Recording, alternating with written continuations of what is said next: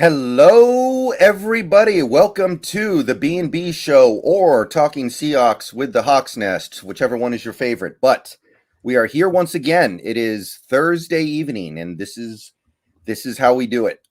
You guys have been spoiled over the last week. We've appeared a lot more than usual, but there's a lot to talk about, and there still is. There is still a lot to talk about when it comes to these Seahawks. Big things are happening. We have taken our first significant step in the post-Russell Wilson, Bobby Wagner era. This is the first of many steps that need to be taken, but at this moment, we can safely say we have taken that step, and we have done it very successfully. Joining me to talk it over even further is Brandon of the Hawks Nest. How are you doing today, Brandon? I'm doing awesome. Still riding high off this draft, Brendan. I've been on cloud 9 for about 5 days, so I'm not getting off my cloud anytime soon. I'm going to stay on top of it. Nobody's knocking me off of it. You know what I mean? Right. I'm right there with you. This was a really good draft. I think in terms of my perception of the draft coming out of it, it is probably the best I've ever felt coming out of any Seahawks draft. Because, when we had the Russell Wilson draft, I didn't know what we were getting there. And I knew Bruce Irvin was a reach, so that didn't make me feel great. Bruce Irvin was somebody that some people regarded as a third-round player, so I wasn't in love with that. James Carpenter, same thing with him. A lot of people didn't perceive him as a first-round talent. So with those draft classes that worked really well, I didn't know at the time. But with this draft class, I feel like I know. And it feels so much better than any draft class I can remember really throwing myself into. I can't think of one either myself. I mean, the 2010 one is the one that comes close, but again, that's the one where your first couple of picks you love a lot, and then it starts to kind of taper down just a little bit through the rest of the draft. Whereas this one, end to end, start to finish, stem to stern, you felt good all the way through in what you're seeing on every single pick, and you just don't walk away from drafts feeling that way. Not just about our Seahawks front office, but any front office about there that you look at how their draft went. The value is there. You mentioned perceived value. I've also heard, on paper. I think those are the good ways to kind of put this. You don't, Brendan, there are no guarantees in the NFL more than any other sport, maybe, in that year to year stuff can fluctuate. You can think you have something taken care of, and then it falls apart into pieces to you in a second. There is certainly this level of randomness with injuries and players just, losing their skill set that makes it hard to predict. But you can take that up to a certain line, right? There's a certain point you just let Lady Luck take over. But there is a point where you can get up to Lady Luck where you've done your due diligence, your homework, and taken care of everything that's in your controllable power to handle.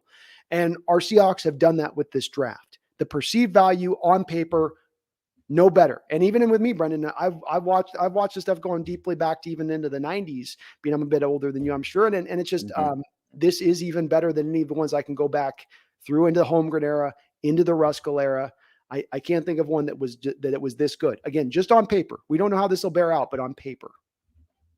Yeah, that's all we can go on right now. I tell people all the time, we'll see in 3 years. We will know a lot more in 3 years. But right now, everything we did made sense. And even the stuff that I didn't love about the draft, I am starting to come a little bit around on. But we'll talk more about that later today. Before we get into the draft talk, though, there's one little thing I want to briefly discuss. There are a few things floating around about the Seahawks right now, but the one concrete thing is that we're going to I played the first ever NFL game in Germany, right? Hell yeah. So I've never really been all that into the whole international thing with the NFL. I didn't think it was going to work well, but it is. I mean, those stadiums get filled every time. And I know we have a significant fan base over in Europe. And they show up and they show out for those games whenever they're there, which this is only the second time now. But did you have any particular takeaways about that game against Tampa Bay in Munich? Well, I've had a good and certainly a small sample size just with my little channel, but I've had at least a good 4, 5, 6 guys that I know from Germany during my time that have come in the chat that have said, "Hey, I'm Seahawks fans." I think a lot like particularly Great Britain and Australia. Those seem to be 3 countries where, to me, it feels like the Hawks trend pretty good in those areas for whatever reason. I'm not as big with you on traveling over there. We already travel more than any NFL team miles wise in the air by far, I think, every single year. With that said, you're playing Tampa Bay anyway, so you're already due to probably have to fly across the country on a road game as it was. They also like to do this fun thing down south where if you get one of these early road games and it's 90 degrees still because summers are lasting a little later, where they'll put you in your colored jerseys so that you get the sun on you and you're tired out. Teams like Chargers do this kind of stuff.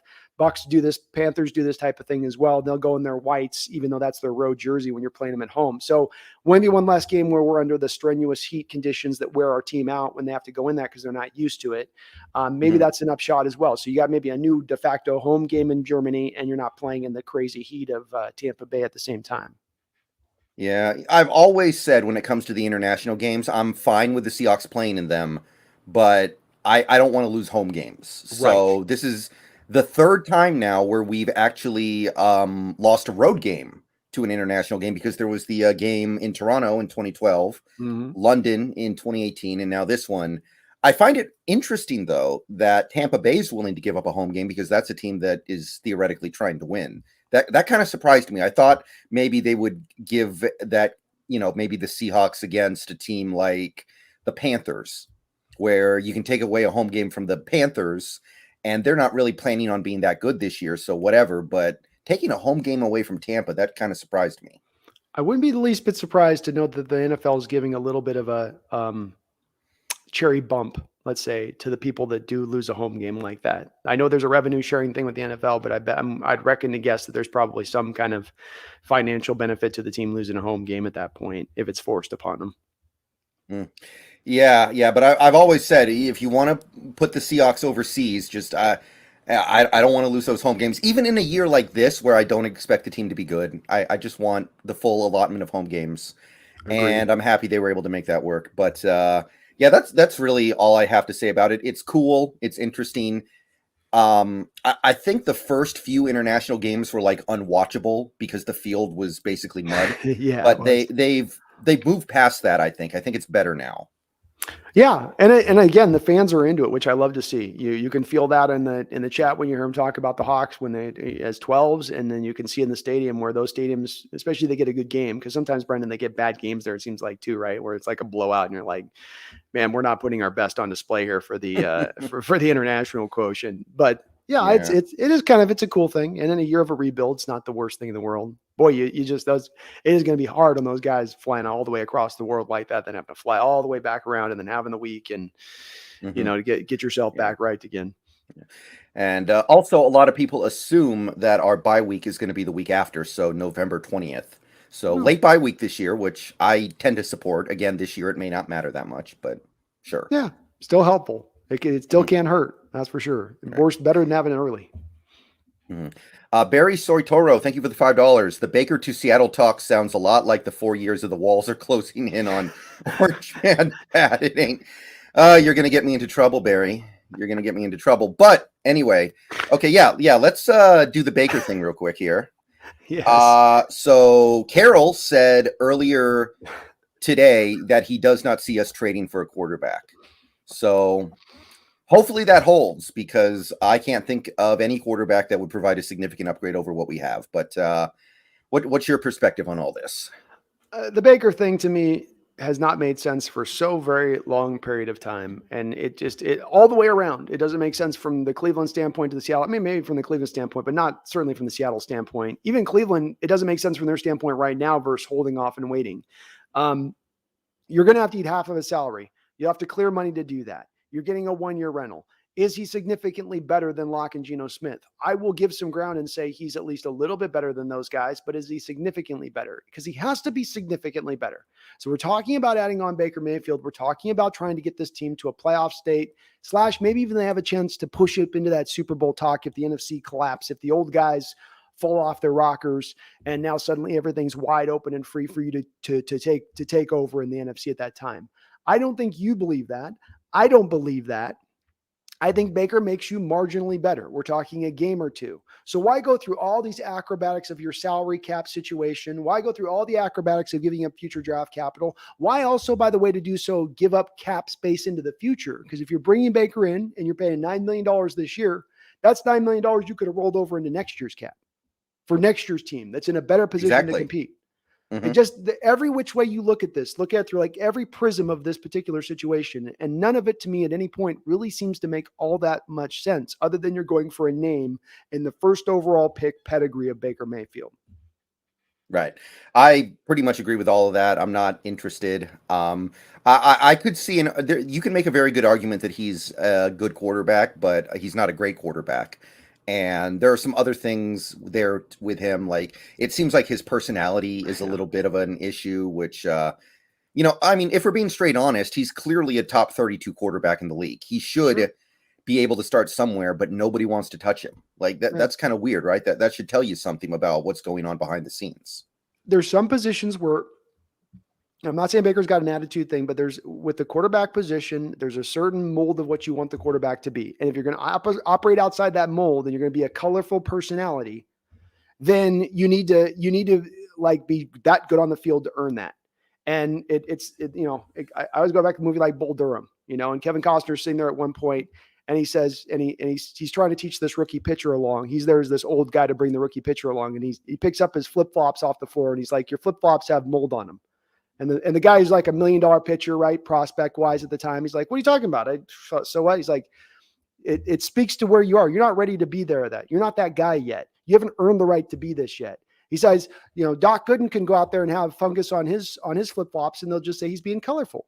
But he's also a Cy Young Award winner at that time. You're a guy still trying to get to the show, and that's the same thing I think about Baker. Is there's a lot of this unearned sort of like I already just get to be a star because of what I did at Oklahoma thing versus really earning it up on the next level. And I just don't feel like it's been earned to that same degree. And I think that's valid on your part, Brendan, to bring that up. I think that attitude of Baker Mayfield here is factoring in on, at least to some degree, some of the lack of interest in him. Yeah, yeah, it is odd that a guy who did have a successful 2020 season and then played last year through an injury can't get a job anywhere, can't draw any interest, but he can't, and that should be telling. Yeah. Uh, Charles Riley, thank you for the $5. Hey, Killer Bees, next Thursday is the schedule release. I'm pumped and jacked. Did you see Pete said Jody was competing in the draft war room? This guy. Yeah, I did see that. And honestly, it seems like she was. I mean, she was in there for a reason. I don't think she was just there to sit there and do nothing. So maybe. Whatever dynamic was at play, best draft in 10 years, it worked. If it was her like trying to do some weird thing, like if I hold my arm like this on every pick, Pete, it's a good pick. So I'll just hold whatever it takes at this point, redo exactly what you did this past year, because that's the recipe right there. Mm-hmm. Okay, so now let's dive into this draft. I want to focus today on the top four guys, the day one and day two guys that we got, because these are the guys that are most compelling. First of all, two of them you got as a direct result of the Russell Wilson trade. So getting those guys right is crucial for that reason. And just in general, we need to have a good draft class. We need to hit on these picks. So I want to really deep dive into these guys because I think you will probably be able to relate with me. When you're trying to research hundreds of draft prospects, you can't spend that long on any one prospect. You can't let one guy dominate an entire day of you just doing research. So when I did my videos on these prospects, most of my evaluations I was able to sum up in 2 to 3 minutes. But now that I know we have these guys, I can spend all day on just one of them, watching all their tape from one season, watching a bunch of film studies on YouTube, just going hog wild on these guys. And now that I feel like I can say even more about these prospects than I could before the draft. 100%. Right. So let's start with Charles Cross here. I've dug pretty deep into him as a player, as a prospect. And I just want to go over some of these interesting notes that I found when diving deeper into him. So I was looking at his measurables, his like testing scores, and most of them are as you would expect. Like he's got about average height for an offensive lineman, 45th percentile. His weight is the 34th percentile, which makes sense because left tackles are typically lighter than the other positions, except maybe center. Where it really stands out would be his hands. His 10 3/4 inch hands are in the 92nd percentile. His 4.95 40 time is in the 94th percentile. and his broad jump of 112 inches is in the 91st percentile. When you hear about measurables like that, the elite broad jump, elite 40 time, elite hand size, how do you feel like that translates to the left tackle position? What is that going to help you with? What do you think when you hear all that? Well, it's a couple things. I think ideally you do have a certain there's a prototype you're looking for in the left tackle, and it might be different than what you're looking in the right tackle, which we'll get in a second, of a more of a let's say 6'6" build type, right? With a bit of more of the mauler, maybe less athleticism. But you need the things that you're talking about as far as explosiveness and athleticism. That needs to be in the left tackle position. The edge rushers are getting more twitchy, more quicker, faster off the blocks, better with their bend, better with their hand. Like, you need the guy that athletically can stand with those guys step for step. And it's damn near impossible to find. We know that here in Seattle. How many, offensive linemen we try to draft that just can't do that part of their game. It's especially useful in, as I've harped on this, the reach block element to this new offensive scheme, which is I'm an offensive lineman. If I'm run blocking traditionally, I'm blocking the guy across from me. In a reach block system, I'm not blocking the guy across from me. I've got to go get this guy over here who's about 1.5 yards to my left or to my right. And that means that now, instead of me just going forward and mauling a guy, I've got to first use my athleticism and quickness to get to that guy and then get to the maul aspect. But that means that the getting to the guy is the first part. The mauling is the second. And so when you look at Cross, to me, Brendan, and doing the deeper dive with the explosive scores you talk about, arm length is within that. I think he's 34-inch long arms too, which is 34 and a half, 80th percentile. That's only 80th? Yeah, across all offensive linemen, to be clear here. God, that seems like that should be 90th percentile or something. I think almost all these arm lengths run within like 1/10 of an inch of each other. Okay. Especially at the top. Like, you're not going to find very many offensive linemen that are like 38 inches. Like, those guys are in the NBA. Right. No, that makes sense. But he's got these things you got from the build, the athletics, length. That's beautiful length there for the left tackle, which if he's a little undersized at 6'4", right, versus you getting a 6'5", 6'6" guy, you go, okay, well, I need the arm length then at least for you to then get latched onto those guys quick as you want. I want you to be able to hit your strike first, which the tape backs this up. These metrics are backed up by the tape. He's quick out of his stance. His long arms, he uses to his advantage with the leverage game to get low at the very same time. So he puts those two aspects together, which is part of what helps him get his win. And then the final factor is the dancing bear, is the mirroring technique that he has to stay with those defenders. So you cobble it all together. This is what you draw up and wanting in your left tackle position. Is it Walter Jones, which maybe some people are wanting in the top 10 at that point? No, but how many of those guys come out of the draft? Once every 10 years, Brendan?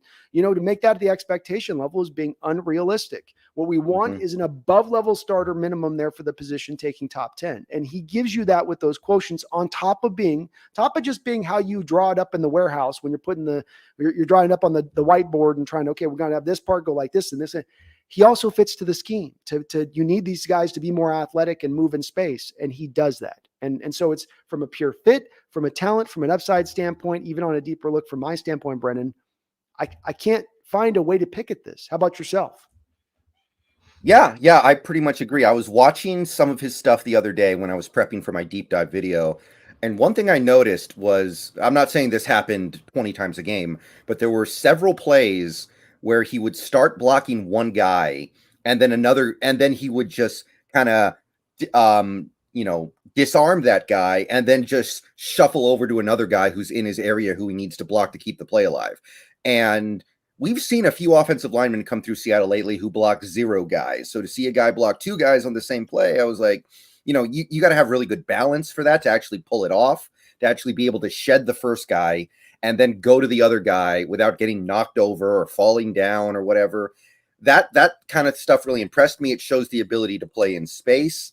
His 10-yard split was 83rd percentile, which also indicates the ability to move around in space. There was a lot of stuff that really, and the other thing when I was diving deeper into Cross that I really like, Mississippi State is not a powerhouse, but they played powerhouse teams. Mm-hmm. In 2020, when the first year he started, the Mississippi State played 3 elite teams: Texas A&M, Alabama, and Georgia. And then in 2021, when he became a superstar, they played North Carolina State, Texas A&M, Alabama, Kentucky, Arkansas, and Ole Miss, all teams that ended up ranked. So unlike some of these other guys that we're going to get into in a few minutes here, Charles Cross is playing elite competition every week. Think about the guys he's going up against when he's playing that opposition. Texas A&M had Michael Clemens, Alabama's entire defense. Leal. DeMarvin Leal at Alabama. No, Texas A&M. A&M too. So A&M, because that's the key of A&M is that game. He had nowhere to run. Like if they wanted to flip over Leal to the other side, he still had to take on Clemens, right? Mm-hmm. Even in that two guys who ended up going in the draft. Alabama and Georgia, they have draftable talent literally across the board on that defense. I think Ole Miss, that might have been Sam Williams, right? Sam Williams, that's right. So he is going up against the best of the best. And the thing that characterizes Cross is his consistency. In 2021 especially, I don't know if he had any bad games. If he did, it wasn't a bad game so much as it was bad by the standard he set in his other games. So he's not somebody who is doing everything perfectly against Louisiana Lafayette and then getting pushed around against Alabama. He is bringing it against the best competition in college football. 100% and doing it in every way, shape, a 85 plus run blocking grade on top of that. So not just doing it in pass protection, but he's doing it as a run blocker as well. A fully well-rounded player. Right. Yeah. I actually compiled some numbers to back that up. So in 2021, his PFF pass block grade was 84.9, which was first in the entire conference, but his run block grade was actually better, 87.2. Second in the SEC. So his run block grade was better than his pass block grade. Now, he only had about 200 run blocking snaps. But I was watching some of those snaps the other day, and you see him going out to block against like defensive backs or linebackers, going to the second level, even the third level. You're seeing these things, and you think this can translate really well to the kind of offense we are hoping to run. So, we'll talk more about this when we get to the other tackle we drafted. But in the case of Charles Cross, I think it's actually fairly clear this guy is fully capable of run blocking well. I don't really have any concerns on that front. I don't either. And I'm for like the data that you mentioned backing this up. 200 snaps is at least beyond a sample size. That's not 15 snaps. That's 200 snaps is enough to make some determinations on a player and his ability in that, especially as you just pointed out. All that stuff you mentioned about those pass rushers, you can equally apply to his ability to, and now trying to open up holes in the run game. Doesn't get any easier in that element in that conference when they're asked to do that. So this narrative of him not being good as a run blocker is one that was a lazy take from the start. It's continually been proven as being a lazy take the further that we deep dive into this information. And again, it seems rooted again in this old school minded approach in the way you view run blockers and how you're going to ask them to accomplish what you need them to accomplish in the run game. We're not doing the traditional Mike Holmgren man-on-man blocking stuff that we had with Jones and Hutchinson and the likes. This is a zone-based scheme that's made to attack outside zone, that's relying on guys hitting reach blocks more often than not. It's just a different type of cat you need in the run block game because of it. Yeah, absolutely. And I also looked at his specific pass block grade. So 2020, he played 720 snaps.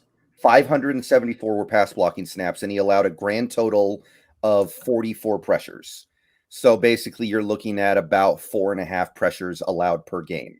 In 2021, he had more pass blocking snaps, 719, 16 pressures allowed in 12 games. So basically 1.25 per game. So he got massively better from 2020 to 2021. And this is where I want to remind everyone that he is only 21, not even 21 and a half. He is probably going to get better. He is probably not fully grown. He is not one of these guys who is dominating college football because he's 24 going up against 21-year-olds. He's one of the 21-year-olds, and he's doing this. Yeah.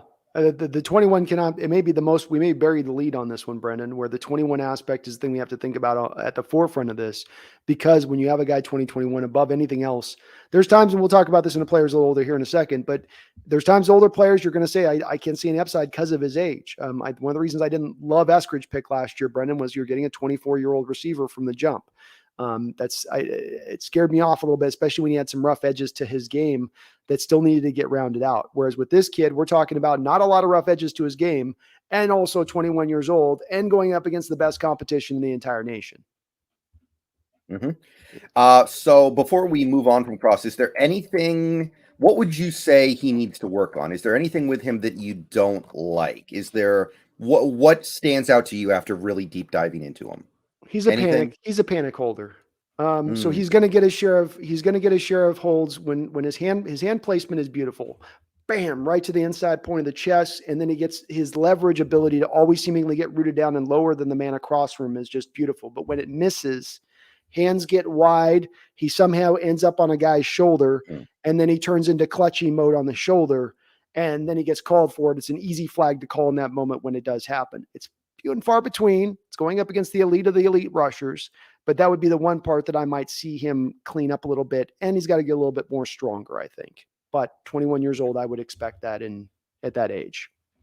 Yeah. One thing that stands out from his testing numbers, I guess, would be his vertical jump and his three cone drill were not good by the standards of other offensive line prospects that go through the combine process. And I don't know when a left tackle would ever need to utilize his vertical jump, but do you have any concerns about his lackluster three cone, for instance? I would if you saw a lack of explosion on the tape, and that's the pairing of the numbers to the tape. When you watch him, and I'll ask you, I mean, when you watch him, does he look like an upper level mover or an average mover for the left tackle position? And I'm specifically in short area spaces to you, Brendan. Does he look upper level or does he look average? When I saw him do it, he seemed perfectly fine to me. He seemed very comfortable doing it. He seemed very effective doing it. I didn't watch every game he played, but the people who did will also sing his praises in that area. Again, this is a guy who was scoring 80 plus on PFF almost every week. Right. And so I think when you go, okay, upper level tape tells me that he can move upper level on the tape. And then the testing scores are a mix mash of some really good upper percentile, some kind of in a tethered state. They're a little average. So I go, there's times I got to put weight to the numbers. There's times where I match that up to what I see on the tape. The tape overridingly says this is an upper level mover at the left tackle position in a pure scheme fit. If the testing numbers just enough match that up, if there's just a few testing numbers of explosiveness in there, and the vertical leap's not the only testing number, there's the short shuttle, there's the three cone. All of those are explosive testing numbers, not speed-based numbers. The 10-yard split you mentioned, that's an explosive-based metric. So that's why you have all of those metrics to test the explosiveness. So you don't just have the one you lean on to go, that's the only one we got to use to make as our baseline for whether or not he is explosive as an athlete or not, or quick in space as an athlete or not. And he's got it. And I'm not concerned by that in him in the least. Yeah, I pretty much agree. But one more thing, actually. A lot of people speak the language of the player comp. Like you can spend 20 minutes talking about a player, drilling into exactly what he is, or you can spend 5 seconds giving like a pro player comp. Mm-hmm. And the pro player comp is going to immediately get a lot of football fans going like, "Oh, I get it now." Mm-hmm. Who would be your pro player from current or recent NFL memory for Charles Cross? It's very easy. And it's actually, this is when I have a lot of confidence in fitting this comp, and it's Laramie Tunsil.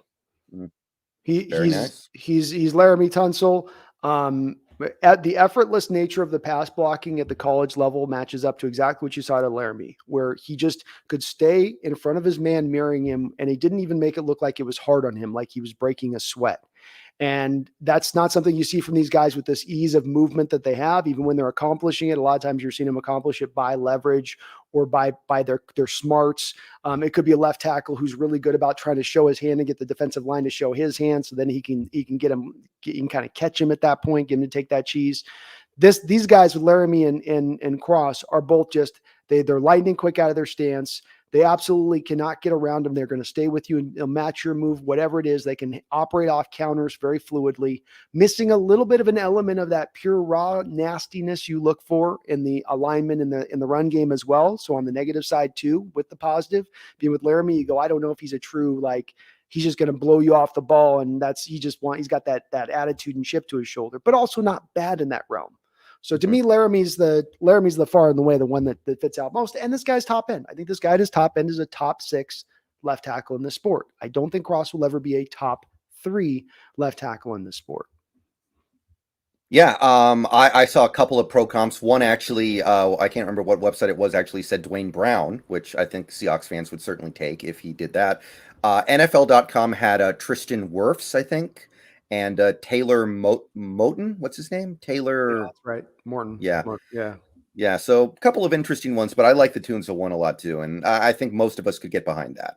Dwayne Brown and him have if you look at their testing numbers, it's very startlingly similar as far as what they put up on their numbers. So that's I think where some of that is. I don't see the worst one. I don't see that one myself. That's a right tackle. Yeah. I don't know on that. I don't know on that comp. I've heard it mentioned, Brendan, but I don't get that one myself. It's a hard one to wrap my head around. Yeah, NFL.com wasn't a huge fan of Cross. They actually were very critical of his abilities in space and his lateral movement, but I didn't see that sentiment from other scouting websites. Did you see it on the tape you're watching with some? You saw some of the highlight cut-ups I saw. I saw cut-ups of him hitting reach blocks and getting out there and laterally into space. I've seen that. I saw the same thing you saw with that. Does that make sense to you? Because I don't see that of what I saw at the tape. I saw a guy moving in space, moving laterally in space.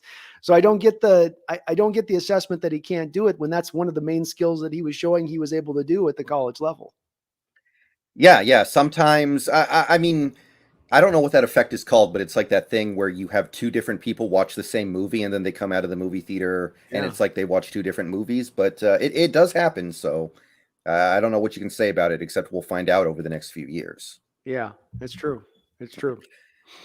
Okay, let's move on to the second round now to our next draft pick. And this was another one that got me really excited. This was another really good one. We are talking about Boye Mafe.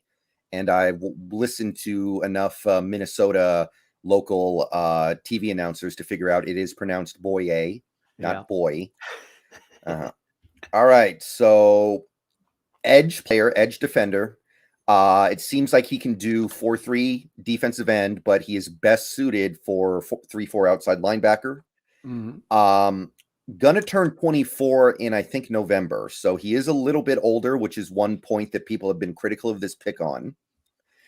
In terms of his body, his measurables are mixed. His height, 6'4", is in the 47th percentile. 261 pounds, 39th percentile, but I think that's actually kind of good. You don't want to be heavier if you're going to be an outside linebacker in a 3-4, so I think that's totally fine. Interesting of note, he has very short arms for the position of edge defender. 17th percentile, 32.6 inches. Kind of just a little oddity. I don't know if that's going to be a huge problem for him. Hands are 9.9 inches, which is 49th percentile, so basically right in the middle. Where he started to separate himself and where he made himself a second-round pick was with his athletic testing times. 10-yard split, 1.59, 87th percentile. Vertical jump, 38 inches, 90th percentile. Broad jump, 125 inches, 91st percentile.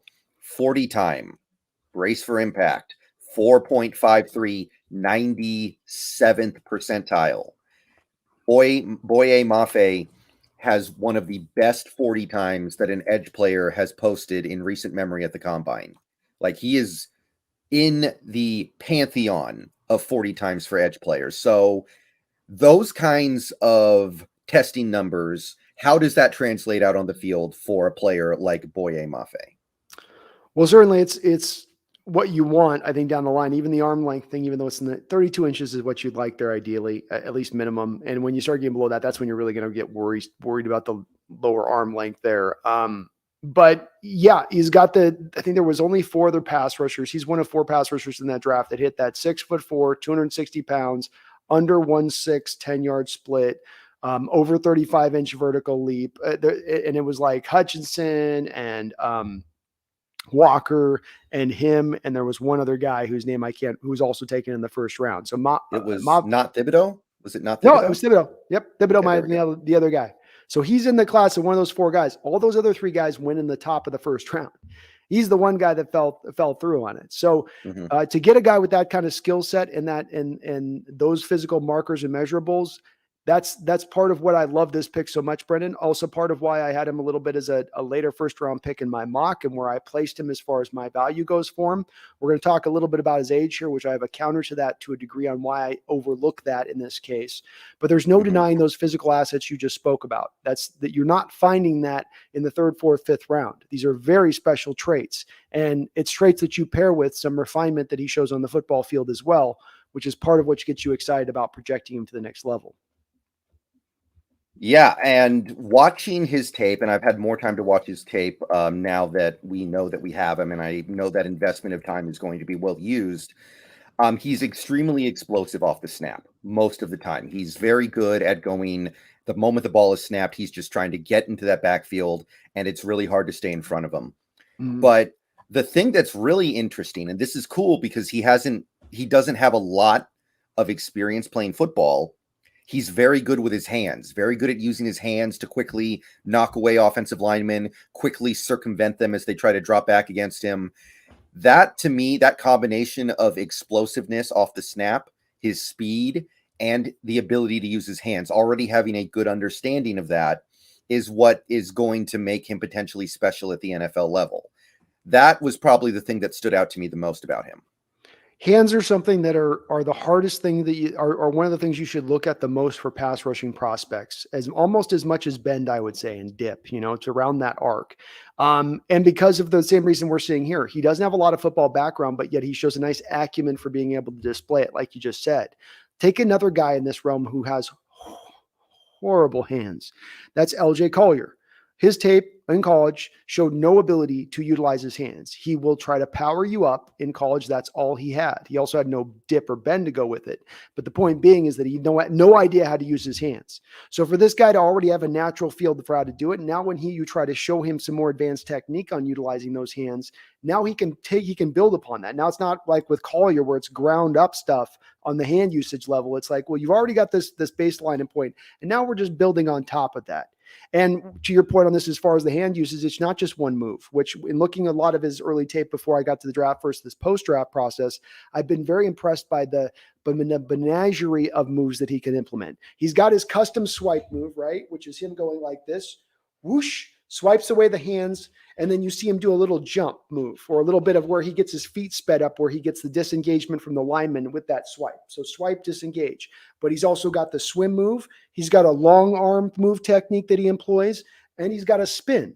So he's got a couple other things in that tool belt. They're all still kind of coming along, but it shows that that's where you're building on this as you get to the next level for him as far as weight. I'm not just getting a one-trick pony like Bruce Irvin was. Bruce Irvin was a one-trick pony with just speed, and he occasionally had a long arm he could give you.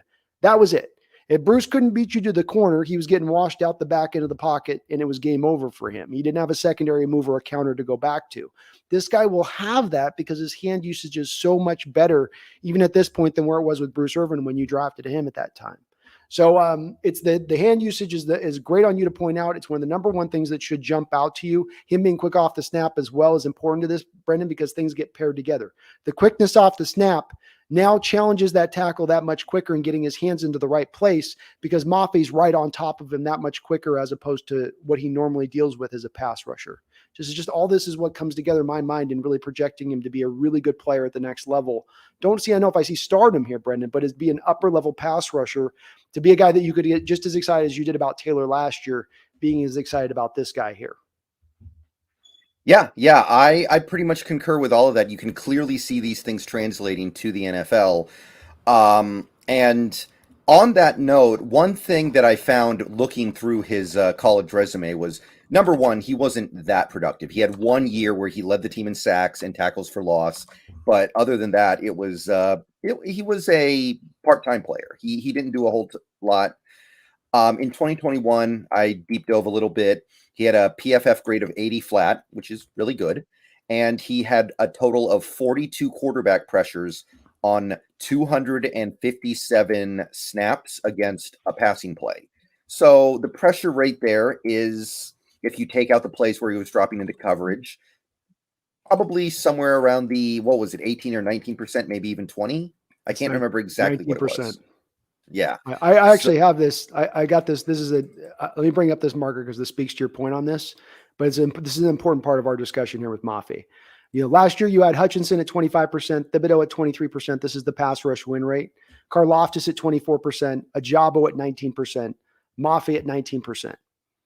Now, if you look at all these guys taken in this recent draft that are that high percentage, only the other two guys, there's three guys that are in the same realm of where Mafe is. Bonito, Ebiketie, and Engabari. Those are the only three guys that are in that same level. They didn't go in the first round. So it's, and again, I did some studying on this prior to the draft, Brendan, in the respect of the extrapolation. If I have a player who's a pass rusher on the college level, who is a very high efficient pass rush win rate, you could take it like a marker and line it right across the board to what he's going to be at the NFL level. It won't be tit for tat, but he will be very close to that pressure rate at the NFL level when he eventually settles in. It's a good projector of future production. Yeah, that has been it's almost like free throw percentage in college basketball, where you can expect the guy to get a little bit better, but basically be around there most of the time. Sometimes you run into like a Karl Malone who gets exponentially better, but most of the time it'll be whatever they were in college plus a few percentage points. Exactly. One thing I did notice is that in his college career, he did not play very many good teams. The Golden Gophers did not have the most stacked schedule.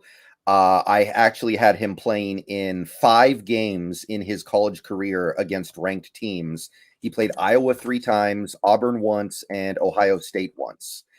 However, one thing that helps put my mind at ease a little bit about that is he played at the Senior Bowl and was player of the game, or one of the players of the game. So that is going up against guys who are some of the best in college football. The Senior Bowl is where the best seniors go. So the fact that he was able to shine in that game kind of put my mind at ease a little bit. But I think it's fair to say didn't play the best competition at Minnesota, right? 100% fair on that. A little bit on your point, though, too, about the development aspect and not having that 1 year of real elite production is, I think if you look at him in his time there, every single year he got better. 18.5 sacks, 3.5 sacks, then 5.5 sacks, then 10 sacks was how his career projected out. A guy that you talked about a second ago who was new to football coming to Minnesota. So if you got a guy that's relatively new to football like he was, that didn't have the peewee background and junior high background, all that high school pedigree to go off of where he's learned the game to that degree, you would expect that guy to have a little bit of a slower path as he gets to, with great physical tools before he's able to reach that top end like he did. And even on Bjubness, Brendan, he got better through last year. His year, just like his college career last year, it was like the light bulb started to turn on as the year went on. So just like his college career, as he got better from freshman to senior year, so too last year in his senior year, did he go from, or his last year in college, go from being, good at the start to being great by the end. And that's just, again, this is where, to me, the arrow is just going up for this kid. He's only continuing on his ascent. Yeah. So now, talking about his ability to stop the run a little bit and his coverage, because we covered all this pass rush stuff and it's all very positive. One thing that I found on Mafe is that it seems like his lateral movement is quite good, which is going to help against the run in some cases. He's very good at going from the shed to the tackle. He goes from the shed to the tackle very quickly, which I think is a pretty nice asset. And he's a good tackler in general. And Minnesota would put him in man coverage against running backs sometimes, and he did have a decent amount of success. Not a ton of success. He wasn't shut down or anything, but he did show the ability to do that, which excites me because we're probably going to put him at outside linebacker in a 3-4 where he is going to have to do some coverage. And also against the run, he's great crashing the backside. He's kind of like Drake. What's the name of the USC guy? Drake Jackson? Yes. Yeah, Drake Jackson, where if you run away from him, he's great at chasing it down. But if you run towards him, that's when the problems can kind of start happening. But let's talk about that side of it, because the pass rush looks good, but what about him coming together as a well-rounded defender? Well, I'm not worried about to your point on that. I liked what I saw on the times he was asked to drop in coverage. Outside linebacker is going to be asked to take away flat routes and spot drop. The coverage responsibilities of an outside linebacker in a 3-4 are so much more reduced than what you ask for, let's say, a will outside linebacker to do. It's more in line with what you ask your Sam linebacker to do. And so I'm not worried with him on the coverage thing. The running game concerns are maybe the one part of his game that most stands out to me as there being some concerns there, to your point. At the point of attack, setting the edge, there is inconsistency there. It is not always, sometimes it looks great, perfect, as you want to see them do it. Other times he's getting pushed back. He's more, to your point, of a pursuit defender. That's where he's at his best. This is also why I think it's going to help him next year, Brendan, where you've got, a Tuna in there on early downs, and then you bring Mafe in as a blindside guys. This is also why, Brendan, I like the idea of him being into that Leo blindside area of things rather than the strong side outside linebacker, because of some of those issues with setting the edge. And then that lets him naturally be chasing down backside plays, as a predominant amount of the plays offensively when the running game are going to go to the right-hand side of the offense. So I think that's where he will be helped by that, by going over to that edge. But I do think that your point on this is valid, and that's, if there's a spot of his game that I'm a little bit worried about right now, it is in setting the edge at the point of attack.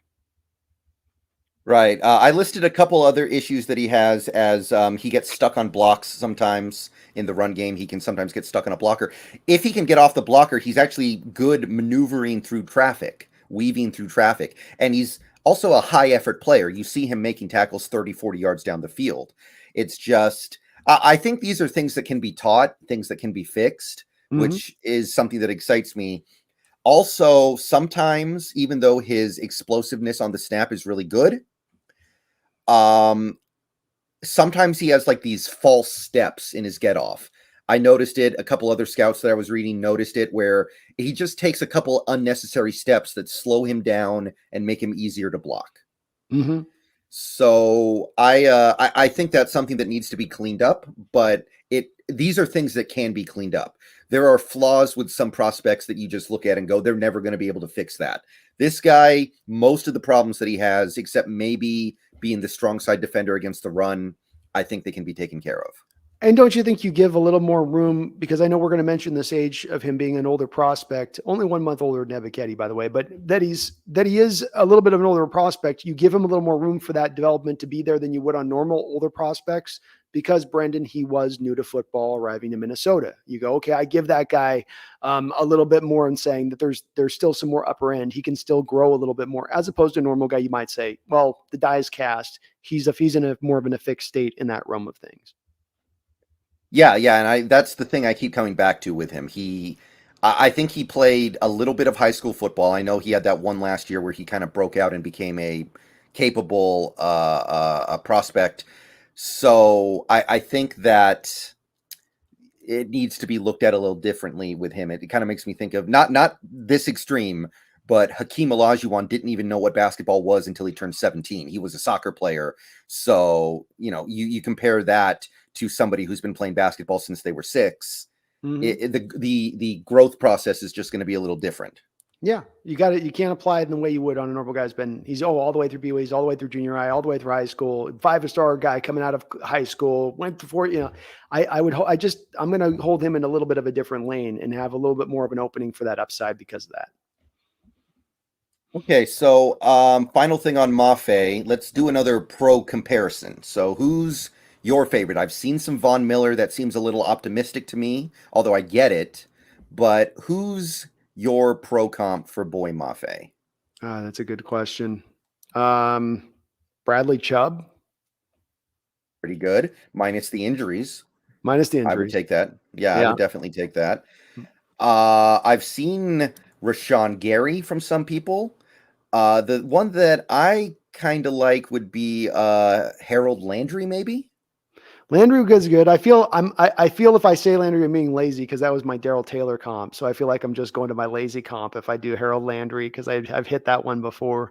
I don't get the Rashawn Gary one a little bit, because I feel like he played with a little more power to his game coming out of Michigan, and Mafe's got power in his game, but he's a little bit more hand fighting and just twitchiness to what he does. I don't hate it as a comp, but that's the one reason I'm not big on the Gary one. But I don't know. There's probably a better one I'm not thinking of, but it's he's unusual too.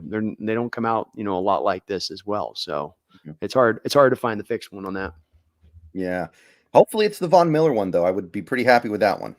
Yeah. No, I'd be okay. If he's Von Miller, we're in good shape. 2 bookend tackles and Von Miller in this draft, just to start things off, Absolutely. Okay. Next pick here. This is going to be the very next pick, literally. Kenneth Walker III from Michigan State. I had a lot of fun watching this guy's tape earlier today, actually. I was watching a lot of him and the next guy we're going to talk about, Abe. But let's start with Kenneth Walker III. Running back, obviously 21. He's about the same age as Cross. I think he's going to turn 22 sometime in October. So very young for a prospect, especially in this COVID year. That's what people need to remember. These prospects are still older than usual because of the COVID stuff. Right. So his measurables are really interesting. His height is the 20th percentile, so he's very small, 5'9". Some people think that's a problem. I don't think it has to be. 42nd percentile in weight, 211 pounds. Arms, 30.4 inches, which is the 32nd percentile. So he's kind of got those short arms.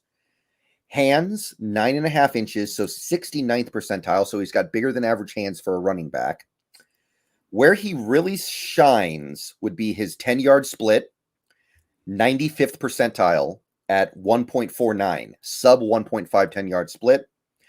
40 time, 4.38, 95th percentile as well. One of the fastest and quickest players that has come through the draft process at the running back position over the years. Broad jump, also good, 122 inches, 75 percentile. And vertical jump is 34, which was just kind of average, 45th percentile. But I think that pretty clearly paints the picture of a guy who is both fast and explosive, right? Mm-hmm. Well, that's the key is that you usually got to make your business with having one or the other, don't you, Brendan? You'll get a guy that's got quickness, but he's got no long speed, or speed but no quickness. And I think one of the most important, if not the most important trade for a running back is those first 7-8 steps. You get the ball and then 2 yards through the other side of the hole. Those are your first most important steps as a running back, because if you have an explosion that's a difference-making explosion, you can get to that hole quicker. You can get through that hole quicker. The linemen have to sustain their blocks for a little less time period.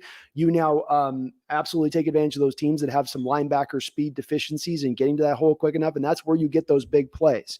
He's got the main component of what you want. Beyond juke moves, beyond prerequisite size, Brendan, that burst is maybe the number one thing you want in your running back. I'm going to go off on this one for a second, Brendan. So give me some leeway on this just with talking about him, because I've done as much a deep dive on Kenneth Walker here recently, and almost beyond the player. You speak to his measurables, which are special. This is really almost a pick about understanding and really reevaluating me positional value in this argument. We talked about this on Sunday, but let's dive into this even deeper, because the going for it here for the analytic community and a lot of Seahawks fans I've heard in the community, frankly, have been, you can't take a running back in the second round. That's horrible value. That's not the way it's gone. Let's push back.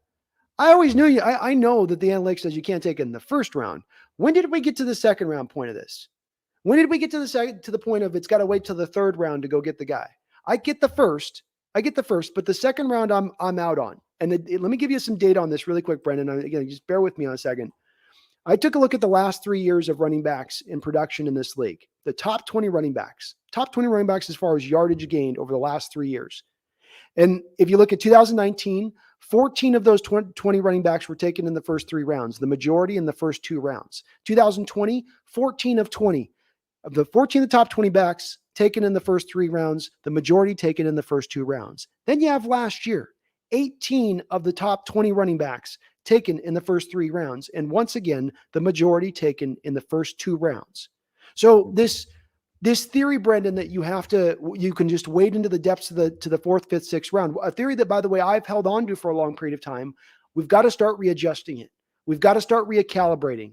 That rule is not applying to what we're seeing as a model, because it seems like to have a productive back in this league, you've got to predict him. You got to get him in the first 3 rounds. And this pick, Brendan, if you'd passed on him there, if you hadn't taken Walker there, he wasn't there for you in the 3rd round. The drop off you're looking for at that point, if you wait, the drop off you're looking at is you're going from getting guys absolutely a 2nd round value guy to going and getting him probably like about a 4th, 5th round guy. And as I just pushed with the metrics, you're not getting the difference maker. Last point on this. We've been good at times running the ball in recent years. We've been bad at times running the ball. We've been inconsistent at times running the ball in recent years. The difference this year versus other years is when that's gone that way, Brendan, we've had Russell Wilson's magic we could fall back on. We don't have Russell Wilson's magic this year. The running game has got to sustain. We can't see it get decimated and down to nothing in 4th round running backs and 5th round running backs and thinking, oh, well, we'll still be okay. It has got to stay consistent from the first to the end game. And you do that by putting A guy in there who broke more tackles than anybody else in college football last year, who can help an offensive line that might have some deficiencies at times. So I'm sorry I went on a little bit of a rant there, but to me, this is a reassessment of positional value and how we've looked at it in recent history. Where do you stand on it? Yeah, I mean, I think it's just a matter of hyperbole. People tend to lean on hyperbole a lot when discussing these things. It's like the Jamal Adams thing, where I would have some people in my Discord server who would be like, "Okay, the Jamal Adams trade was bad. Okay, sure. Jamal Adams is overrated. All right, okay. Ryan Neal's a better safety than Jamal Adams. Okay, okay. You missed your exit there, buddy. Slow down. Back up. Back way up."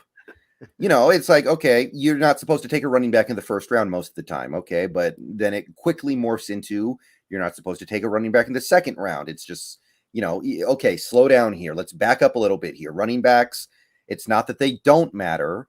It's that they matter somewhat less than other positions. But that doesn't mean that you would put them on the same tier as like kicker or punter. That's not even close to being accurate. I've warmed up to this pick as time has gone on. I always liked it, but I'm starting to like it a little bit more as time goes by. And I look at him.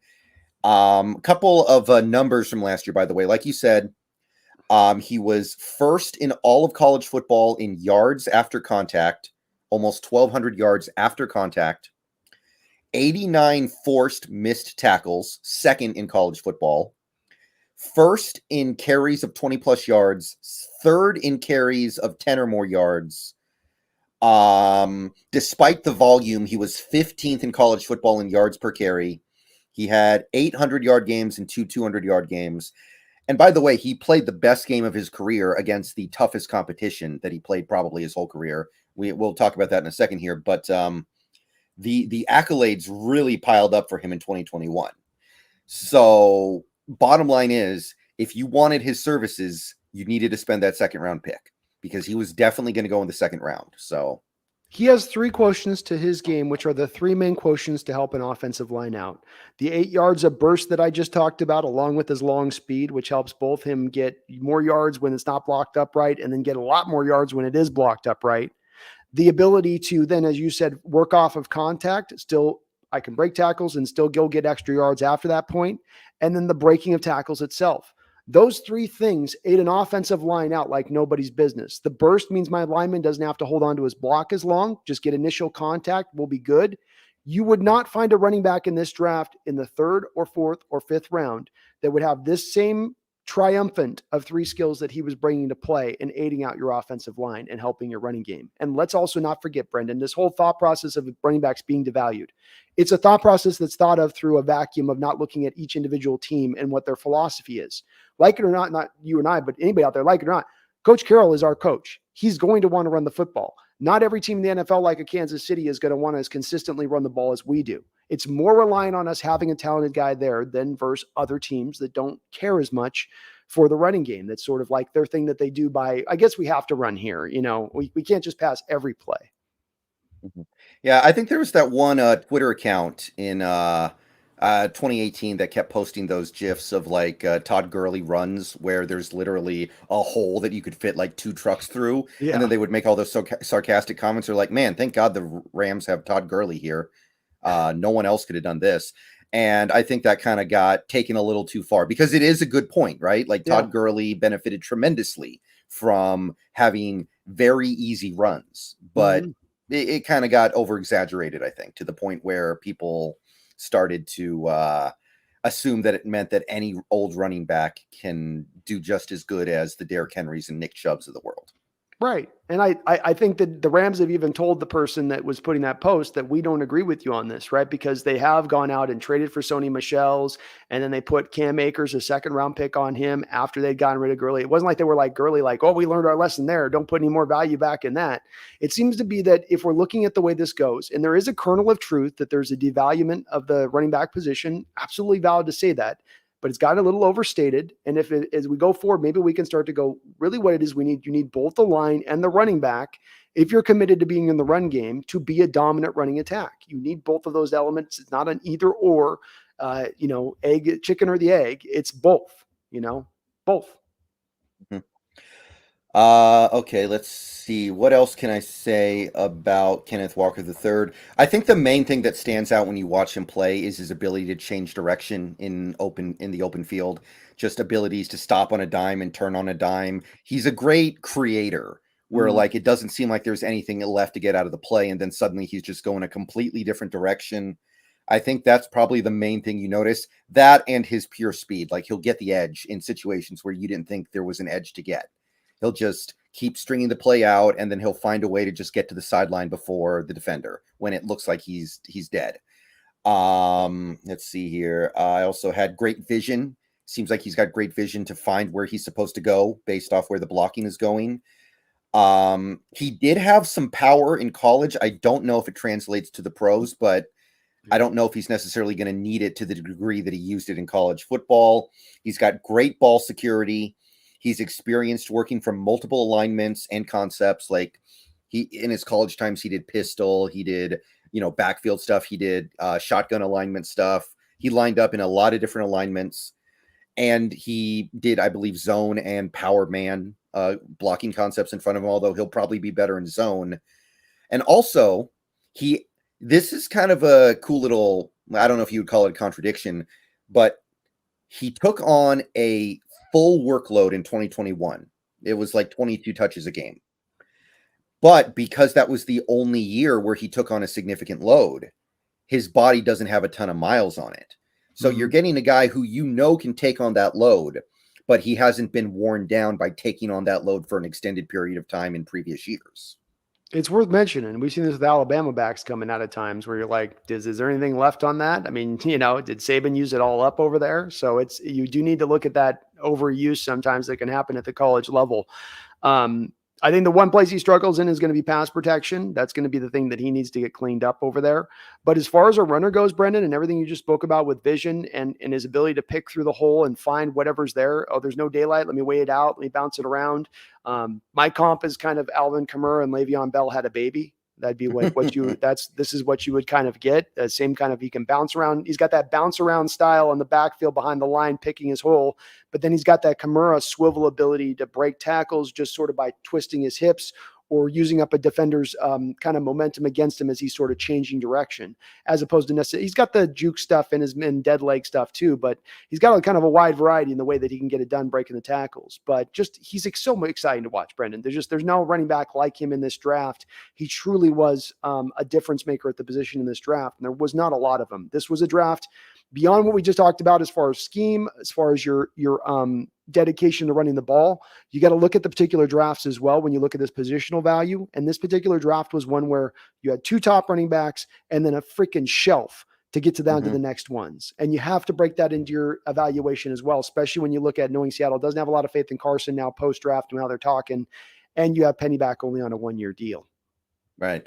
I think people also seem to forget that Penny is back, but it's a 1-year deal. He could easily not be here in 2023. And given the fact that he's been injured as much as he has in his career, I don't think there's any reason to assume that he would be, honestly. Yeah. Real quick here, Barry Soitoro, thank you for the $5 super chat. For the right money, veteran minimum, I hope, would you bring KJ back next season? What do you think? I like it on the aspect of, I'm sure he would help the locker room. He would help out. He would help out as far as being a guy in there to be a strong leader type voice. But that's what you're buying for by bringing him in. Vet minimum, sure, I'll do it.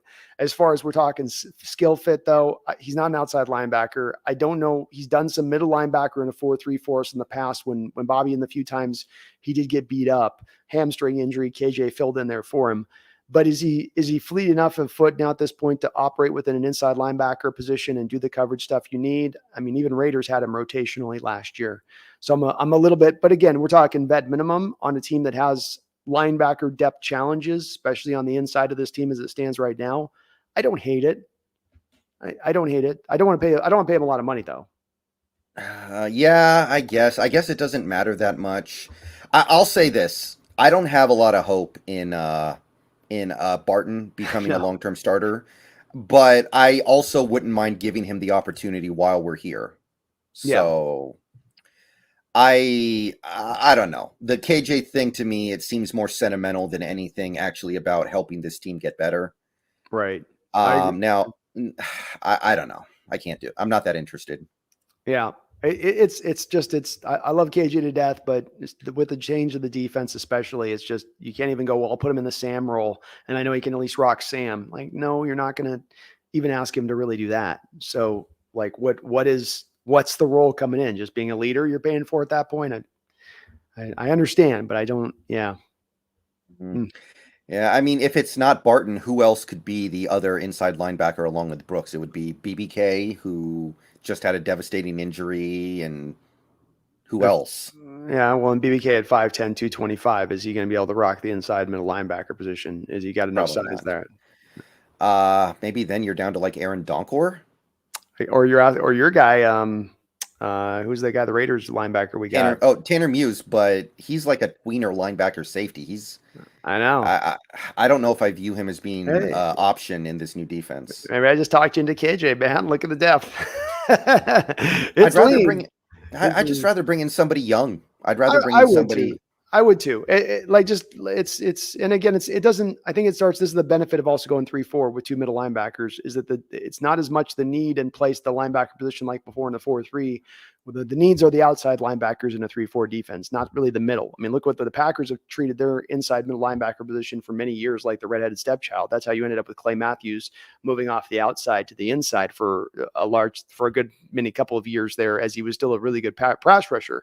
But they were just like, we went too light on this. I guess we'll throw you out there. So it matters, but it's just not as integral a part of this defense going forward as, again, some of the other aspects of this defense. Yeah, I think that pretty much sums it up. Okay, so back to Kenneth Walker. Some of his weaknesses, I think you mentioned his abilities as a pass protector. They need work. Didn't do a lot of pass catching. I feel like he's okay at it and just didn't get a lot of opportunities. Yeah. They just didn't do a lot. They didn't do a lot throwing to the running backs in that offense. Yeah. I did feel like sometimes he would get a little wild. He would start improvising earlier than he needed to. I think he could it's a discipline thing, but that's probably something that just comes with time. Yeah, he falls in love with the big play a little bit there, right? Like, you're looking to try to just take the short, dirty 4. You sometimes are looking to bust a little bit too much of, let me bust this outside left and there's a 20-yard gain here. Well, no, there's not. Just take the dirty 4. Mm-hmm. Yeah, so I think that's most of what we can say about Kenneth Walker III. I got one thing to hype you up on this. Doak Walker Award winner as well. Recent winners of the Doak Walker Award, or historical winners of the Doak Walker Award: Eddie George, Garrison Hurst, LaDainian Tomlinson, Reggie Bush, Melvin Gordon, Derrick Henry, Jonathan Taylor, Najee Harris. And what I'm trying to say by this is that when you normally have a guy winning the Doak Walker Award, predominantly, the majority-wise, they tend to be pretty good NFL players. Maybe not stars, some great of greats. But it doesn't tend to be just an empty award given to a guy who's always a washout in the NFL level either. Yeah. Also, Walter Camp Player of the Year, consensus first-team All-American, Big Ten Offensive Player of the Year, Big Ten Amishi Dane Running Back of the Year, Big Ten First Team, and a Maxwell Award finalist. So whatever award you want to bring up, he probably won it. It was a pretty banner year. Yeah, highly decorated, this kid. It's going to be a good player for us. Pro comp, because I've seen a lot, and I think a lot of them make sense. I've seen Joe Mixon. I've seen Willie Parker. I've seen the what's the name of the Kareem Hunt. Mm-hmm. I don't know. Do you got any others? Well, I think it's that the one I've come to is the Le'Veon Bell having a baby. So it's Le'Veon Bell behind the line of scrimmage. It's Alvin Kamara after he gets past the line of scrimmage. Does that make sense? You remember with Le'Veon Bell, he would bounce behind his line like this and then he'd look for his hole, and he'd be really patient about finding his hole, and then he'd find it, and then he goes through. This kid does that behind, but then he gets past, and that ability in the open space to break tackles, and even in short areas where he doesn't need that long lead up time to the guy pursuing him. That reminded me of Kamara in that sort of swivel ability, the way he does it. Mm-hmm. Yeah, I could get behind that. The Willie Parker one was interesting to me. I think that was NFL.com that suggested that. And if you watch him in the open field where all of a sudden he'll just explode and leave everyone in the dust, I was like, okay, I can kind of see that. I can see it when those kind of plays. The only thing it undersells to me a little bit of Walker, because Parker was fine, but he was a straight line explosion guy. Get the ball, go. Here's your hole, hit the hole, hit it with 100 miles an hour. Don't think, go. Walker's a thinker. Walker's a guy back there who will also, he's more creative and imaginative in his running style than Parker. So I can see it on the short area, on the big playability, but there's so much more there in that well than just that quotient that Parker brought to me. Okay, we got one more player we're going to deep dive into today, and then we're going to call it good. This was our final day 2 selection. Abraham Lucas of the Washington State Cougars. Yeah. Maybe my favorite pick in this draft, just because I didn't think he was going to be there. It made the Kenneth Walker Jr., the third pick, go much better, I think, knowing that we still got Lucas. 100%. Okay, so 23, going to turn 24 in October, so slightly older, which some people have been a little critical of, but again, this is a COVID year. It is what it is. So the measurables, let's hash this out here.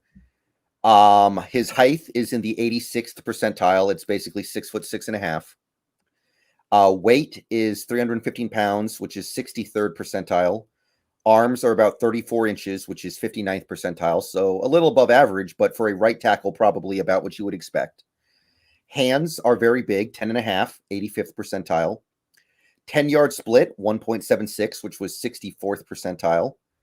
40 time is where he stands out, as well as his 3-cone and his 20-yard shuttle.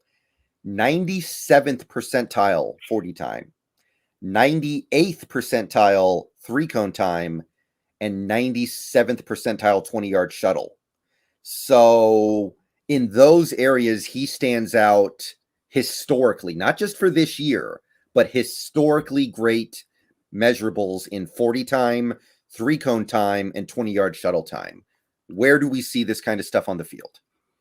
Well, normally you're not seeing, by the way, that's on a 6'6" frame. So that's a guy, the shuttle time you spoke about historically how good it was. And it was also the short touch time was the best of any of offensive linemen in the entire combine as well. Which if we're talking about a guy 6'4", Brendan, we're talking about a guy Charles Cross size, or you go, okay, that's impressive. You're talking about a guy at his size, his length, that gets even more impressive to me. But he has the special quotients. He is my favorite pick in this draft overall because of the player you're getting, the value you're getting, where you're getting him in the draft, the fact that he's ready to hit the streets on this quick, ready to go instantaneously. This is a point where there's a difference in the age aspect between him and Amafe. Mafe's got rough edges he needs to hone out. You have an understandable reason why those have to hone out because he's so late to football. Abraham Lucas has been playing a lot of football, 30 straight starts. So he's got more technical refinement. He's got more ability at that point to go forward. But to your point on just the metrics alone, there's nothing that should dissuade you in looking at him as a match from length to size, explosive ability. And that shuttle is very important for the same reason we just talked about with Cross. We want these guys to be able to move in space, our linemen now. That's got to be a quotient that we're building into on top of just, can you whoop your man across from you? And he can move in short area spaces very well. Explosiveness, quickness, and some speed to him for his size too, which helps as far as getting, the tapes I watched on him, he'll work back across them on wham blocks. He can get to the second level. The stuff you talked about with Cross as far as passing defenders off, especially in the stunt game, start off with one defender, pass him off, pick up the other defender effortlessly.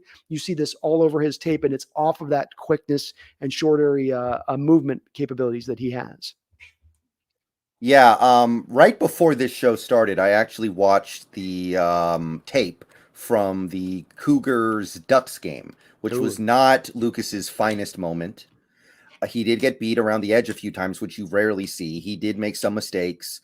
He did do some things that you don't like. But even in that game, you can see him blocking at the second level. You can see him blocking 2 guys on the same play. You still see these positive things from him.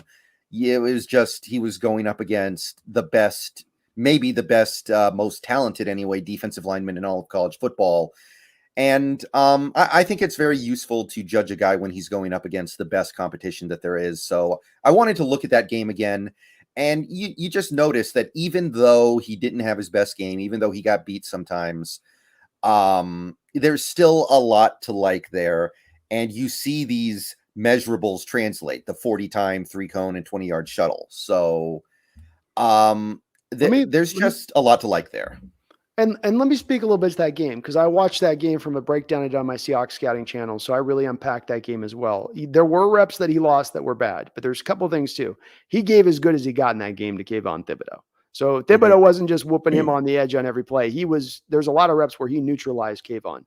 The other thing I thought was telling, that the Ducks didn't just take Kayvon and put him over on Lucas's side. A lot of that game, they were protecting Kayvon, putting him over to the blind side edge on the lesser left tackle away from Lucas, which spoke to me a little bit of the level of respect the Ducks had for Lucas's ability, that they didn't just go after and attack him, and recognized him for the NFL talent he is by putting Thibodeau over onto the other side. So those are just the two little things I noticed off that game, though. To your point, there were some moments and times, especially if Thibodeau could get Lucas to plant early and anchor early, he could get him to set down, and Lucas couldn't stop and restart with what Thibodeau could do. And so Thibodeau figured that out and started giving him the stutter step, where it's step to the inside, get you to plant, then I go back up outside your around the edge on you. And that is a little bit of a concern. That and the bull rush are the only little two aspects of Lucas that I'm worried about, but he's so clean otherwise. Yeah, and in that game there were some plays where they would do the bubble screen and Lucas would peel out to block a cornerback. And that got me excited, because he's just sprinting across the field to block somebody that was probably 10 yards away from him when the play started. And the fact that he can do that, the fact that the team trusts him to do that, is a positive indicator to me. And he gets there, right? He lands the block, not just he reaches the block, not the effort's there, but then he actually does land the block too in that key part. And this will be what helps us, Brendan. People lament, why can't we run the traditional screen game? Why can't we just have the running quarterback drop back, then flip it to the running back, and then all these other teams in the NFL can do it? And I've said a lot of reasons you can is you haven't had the linemen in space that can work out into the second level to get to those safeties and cornerbacks, to lay those key blocks, to get the running back up the football field. The two measurables where he didn't do so well would be vertical jump, 39th percentile, which I guess neither of our rookie tackles are going to win a dunk contest for the anytime soon. Right. But I don't know how often that comes up on the football field. Yeah, I haven't seen where that's needed. And again, like with Cross, if you've got the shuttle, you got the 3-cone, you got the other shorter explosion scores to go off of, then it starts to become less worrisome if you have one or two other metrics on it that display in that realm that way. Yeah, I mean, they do have that. I've been to the VMAC. They've got that basketball hoop in the meeting room. So maybe that vertical jump will come into play at some point. Maybe, I don't know, Boy Maffei's probably going to beat them in the dunk contest, I guess. You never know. Maybe that's how they silently get them to work on their vert. Is it like, oh yeah, we're going to do a basketball thing. We're just jump up and down, jump up and down. It's just part of the Carroll training methods. I learned this is how we get the verticals better slowly. They don't even know they're doing it. Mm. Yeah, it's like Mickey getting Rocky to chase chickens around. Exactly. Also, bench press was only the 24th percentile. I'm sorry, 44th percentile with 24 reps. I think that one's a little more legitimate. You can't argue that he needs to get a little stronger. You can't argue that he could add some strength, but it's not terrible. It's far from terrible. But the thing I would say with that too, and this is kind of something, I've harped on a little bit with this, is that when you've got 35-inch long arms and you're not 32-inch long arms and you're doing the bench press, it's different for those two dudes doing that type of thing. 32-inch long arm guy versus the 35-inch long arm guy. I'm just double checking. So he was 34 and 5/8 inch long arms. So almost 35-inch long arms. If I've got little short stubby arms and I'm doing a bench, if I've got to go 35.5-inch, now it's like this. Now it's this full long pathway. And so when you're having to drop that bar an extra 3-4 inches in totality to get it up versus the 32-inch long arm guy, you're not going to perform as well. But does that mean you don't have the same strength as that guy? No, quite the opposite. You see a lot of these guys, the long arms that don't have the good benches, which actually still then do have really plus strength. Let me give you an example. Carlos Dunlap. You look at Carlos Dunlap's arms, he's not winning any bench press competitions, but the guy's got long arms. And so what he does is he uses leverage and locks out, and he still has the power within those arms, even though they doesn't have necessarily the weight room strength per se. Yeah. I buy into that. I think we've seen that before. I don't think Falele did very well doing bench presses because his arms are so long. No, in fact, I don't even think he did the bench presses, probably because he knew he was going to look bad, and that makes sense. Right? No, that was the only one he did. You're right. He did do it. It was impressive. He did 23 reps, which is pretty impressive for his. When you're at 23, 24 reps at that point in lineman at 35-inch long arms, that's impressive, and it should be. I mean, it's like Kobe Bryant, for instance, right? he puts up 17 reps on the bench. First, we're talking about Abraham Lucas puts up 25. And you're like, man, my tackle only put up 7 more reps than the bench. But Kobe Bryant's got 30.5-inch arms. So he's got 4-inch long arms less than what Lucas does. And it's just, that's the thing I always keep now at the forefront of my mind when I'm looking at that bench score. Wait, let me look at the arm size to pair this up a bit, because that sometimes is an explainer if you have a little bit of a guy underperform slightly on the bench.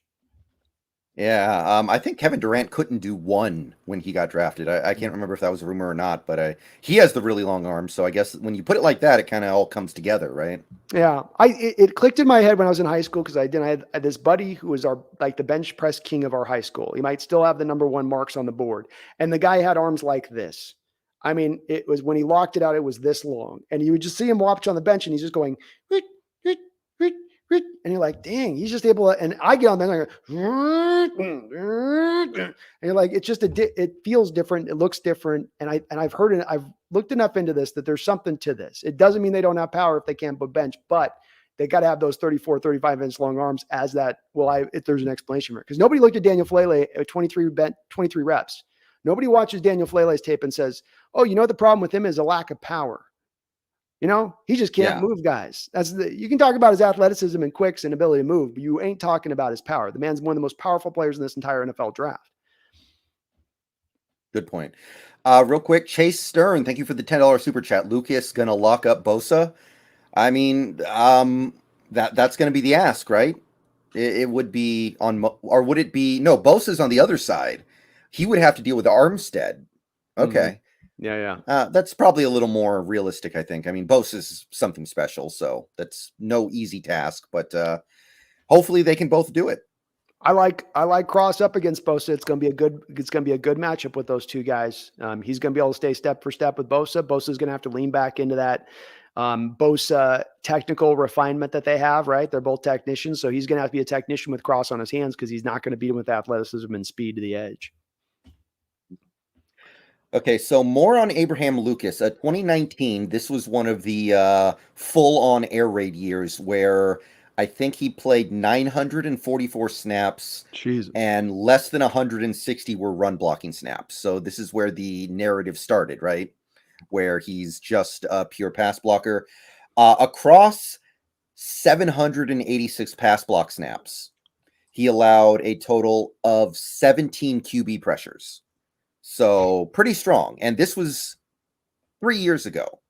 2020, he only played in 4 games. COVID obviously hit the Pac-12 harder than anybody else. Really kind of, he probably comes out in the draft last year, if not for COVID, right? I'd say so, yeah. It wasn't a great draft for 8 tackles last year, so yeah. So 2021, and here's the thing I really want to emphasize here. 800 snaps, about 320 of them were run blocking snaps. So Wazoo's pass run rate was right about 60-40, which is probably about average for college football, right? Like, that's not radically different than the medium across the entire league. That's right. So he played a full season in a normal style offense. So this idea that he's just an air raid tackle doesn't hold water. And this year, he also only allowed a grand total of 9 QB pressures, including 0 sacks. So it's not like he was better, but he was basically in the same general territory. And he got a 78.6 PFF grade. He was better against against pass rushers than he was in run blocking. He was, but he can do it. And that's the thing I really want to stress here. Yeah. It's again, the misnomer that he can't do it. He can do it. Obviously, because you got a track record of Leash there running so much of the spread through his first couple of years, it's a part of his game coming along. Because for the first year, like you mentioned last year, he was truly doing more of the somewhat traditional stuff. He went from air raid to run and shoot, basically, with the WSU offense. So it's sort of out of the frying pan into even though they ran the ball more, it's still a lot of sort of kitschy offense that's really, at the end of the day, built around throwing the ball. In at least the way that it's catering, the offensive designs. When I watch the tape on him, man, he's technically got everything you want there, refinement wise. He's got enough strength. Again, like Cross, you're not having them do the traditional tackle things of mano a mano, just whoop your man all the time. Sometimes you're getting a little bit what would be called finesse in the way that you're run blocking, and that you're having him reach those run blocks and get to that second level. But all the stuff you mentioned about Cross and his ability to pick up blitzers, stunts, handle it with effortless ease, his smarts and intelligence, Brendan, and his understanding of what's going on all times the football field. He's just very aware. There was one play where a guy was slanting a gap, and it wasn't even his guy to block on a particular play against ASU. And the defender was going to absolutely destroy the play, maybe even cause a fumble because he was that quick in the backfield. And he picked it up right off the snap instantly. He had another responsibility, but picked it up, went off that first responsibility back to that, just got his hands on the guy enough, just because he got long arms. So he just pushed him kind of through the back enough to kind of push him out the back of the pocket and avoid disaster on that play. I see that same sort of ability to just think on his feet too, to the position. That's a little bit hard to quantify of like, oh, look at this amazing block he laid. Or look, just awareness and intelligence on the field. If he was a Madden guy on the field, he'd have like a 90 awareness out the gate as a tackle from the moment he walked on the field. And again, my favorite player in the draft for a lot of this reason why. Right. And I also pointed out that he did get to go play against Thibodeau at least, I think, a couple times in his college career. So he was playing at least occasional elite competition. He also played a game against Washington back in 2018 when Washington was still elite. Utah, they played Air Force in a bowl game, and Air Force was actually ranked that year, interestingly enough. USC was ranked in 2020 when he played them. So he did get to cut his teeth against some good teams. BYU also last year was good. They ended up ranked. So you did see him perform adequately against really good competition. And I don't know. I do concede that his run blocking is probably the weaker part of his game, of course. But I see him playing with the aggression that you want to see from a run blocker. There's just some things he needs to iron out. Like when he's the aggressor in a blocking situation and actually running forward, he looks the part. I think he could stand to get a little stronger in his lower body, but I don't know. I will concede I'm more concerned about this than I was with Cross, but I'm not that concerned about it. No, I'm not either. I think you're talking about want and will. And that sometimes with offensive linemen isn't the thing that's there. Finish, and he has that in his game. And it becomes then where you start to go, well, this is maybe more explainable in that, like I said, he's played air raid and then into the run and shoot. Offensive line coaches tell you all the time, to get guys good in the run blocking game, you have to be committed to doing it and do it over and over again, the repetition of it. And so if he's missing both of those two elements in the prior offenses that he's really played in, even though I know they upticked a little bit more in the run game last year with the 60-40, then it doesn't mean that he can. It just means that he hasn't had enough of the familiariness of the repetition for it to really be a strength at this point in his game. But it doesn't take away from the fact that it could be a strength in his game. And he's got the mobility's there, the strength is there, the length is there, the will is there. Now it's just about getting a little bit stronger, to your point, the lower half, and a little bit better on the technical refinement in the run game aspect, which are things that he can hit. It's in his game to hit that. Right. I listed that he's just really hard to deal with in pass blocking either way. His length and his power makes it hard to get around him. And his football IQ and his strength make him hard to go through. I saw him do a great job against power rushers and speed rushers. He brought it all to the table. I saw him do a great job mirroring. He's great mirroring pass rushers. I don't think he missed a game in his college career, if I recall correctly. He keeps his balance well. He stonewalls outside in moves extremely well. He's got powerful hands. He's good with latching onto defenders and not letting go. I watched that Oregon game to see him block in space, and he can do it. There were some scouting reports that I read that indicated, I don't know if this guy's going to be able to play in space. He's lumbering in run blocking. He's heavy-footed in open space. But it seems to me that he's going to be able to do it. I see the things on the field that I think will translate. I don't get that assessment with it, because you get the 4.4 shuttle, for instance, shows, and a couple of the other metrics shows that he's got the short area quickness. If you're lumbering, you're not putting up a 4.4 40 shuttle time. You're just not. That's not what you're putting up. And then the other thing that he brings to the quotient, which is his special skill above all else that we've talked about here, Brendan, it's the one special thing that jumped out to me where if you start to look for it, it's like Kenneth Walker cutting to the left. Once you start to look for it, you see it constantly. And that's what he's the first guy out of his stance on the offensive line every single snap and the defensive line. He's always the first guy out. So what that's going to help him do is always have a little bit of a head start to getting to his spot in space, as well as having that upper level movement ability with his testing scores. So that's the part where I don't agree with that assessment and that read of things where people say, well, he's big. He's 6'6". It's going to look lumbering. That doesn't mean it's actually lumbering and him getting from point A to point B. If it just looks that way, but he's actually getting there in a quick manner, then who cares how it looks? He's getting there in the timely manner we need him to get there.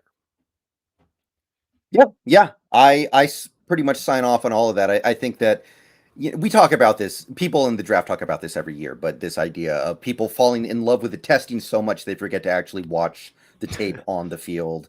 And sometimes you really miss things. Like I think Jerry Rice's 40 time was what, 4.71 or something. Yeah. It was not good. No. Yeah. And I was slow back then even. I know we're in the 4.2 stages now of 40, but that was even back then like pedestrian speed. Mm-hmm. Actual issues that I think Abraham Lucas might need to work to overcome. He's not very good at utilizing leverage. I think he can get out leveraged sometimes. I think he could get stronger to improve his anchor. His lower body strength could use a little bit of work. And he picked up a few too many penalties at Wazoo. But those are the things that I think are actually like legitimate criticisms of his play right now. Yeah, it's the only two spots I really can pick at, and man, they're small spots to pick at. To your point on that, the leverage game, he'll lose the leverage game on bull rushes, and guys can start to walk him back, especially if he gets a strong enough defender in that aspect of things. So that's got to be a part he cleans up. The defenders are going to figure out if they can get him to anchor a little early, they can then clear him around the arc. So he's got to learn how to not get bought in on anchoring too early, because the stop and start there is sometimes a little bit wonky. But again, these are things that are absolutely within his power to clean up. And he has so much more he brings to the table versus these little tiny little things we can kind of pick at. He's very clean prospect, ready to go, should hit the ground running, should be ready to start day one, in my opinion. Yeah, I expect both of these tackles to start day one. I don't expect them to be all pros day one, which I think some people will fall into the trap of. Right. But I do expect them to start day one, and I do expect them to progress very quickly. And I'm excited for that. Well, and real quick, I was looking at a little bit of depth on this just to get a little more hyped up even on this of, starting to get struck with the quotient thing of like, how has teams had a lot of success recently? How have teams done that have put investment in both tackle positions? Let's not speak about the rest of the offensive line. Let's just target this. And when I looked around at a couple of noteworthy teams recently, it kind of stood out to me. You got Whitworth and Havestein with the Rams. It's been a pretty good combo for them. Gotten into a couple Super Bowls. Teron Armstead, Ryan Ramczyk with the Saints. Pretty good combination. Donovan Smith, Tristan Wirfs with the Tampa Bay Buccaneers. Jason Peters and Lane Johnson with the Eagles when they got to a Super Bowl recently. Tyron Smith, La'el Collins with the Cowboys. Ronnie Staley and Orlando Brown before Orlando Brown got shipped off to Kansas City. That was a very good combo there. Jack Conklin, both with Taylor Lewan in Tennessee to help Derrick Henry in the run game go, and then now with the Cleveland Browns and Jedrick Willis opposite him. When you stack up two upper-level tackles, you really do get to get the returns of that. It really seems to factor out in a really nice way. Hard for me to think of it as trying to put this list together, Brendan, of teams that had invested in both tackles and weren't good teams. Like you have two tackles that are amazing, but you still suck and you're at the bottom cellar dweller. Look at the bad teams recently. Be a Miami Dolphins that's just starting to come. Their offensive line situation hasn't been all that great, or any of the other teams down the line from Carolina to the Giants, to anybody in between. You can kind of always point back to the line and specifically the tackle situation. That's a good point, and it makes sense. I mean, that's a big deal. They always say, the most important positions on a football team, quarterback is always number one, and then you have in some combination of like left tackle, pass rusher, be it defensive end or outside linebacker, and then, I don't know, maybe some people say cornerback. Some people say middle linebacker if your middle linebacker is your play caller. I don't know if that's the case anymore, but it's always seems to be those three: quarterback, left tackle, and edge rusher. So makes sense. It does. And you can say the right tackle is starting to like a bullet move up that list because it's becoming ubiquitous, the right tackle to left tackle position. It's no longer just we have our prime edge rusher on the blind side, and then the other edge rusher is just a power guy. So your right tackle only has to deal with a power guy and not a twitchy edge rush guy. But now what defenses are adjusting to this, and they're getting two twitchy edge guys out there like the Rams did with Floyd and Miller. And now you're needing that right tackle that can actually take on those twitchy edge rushers and still stand up and hold the line. All right. Pro comp for Abraham Lucas. What do you got?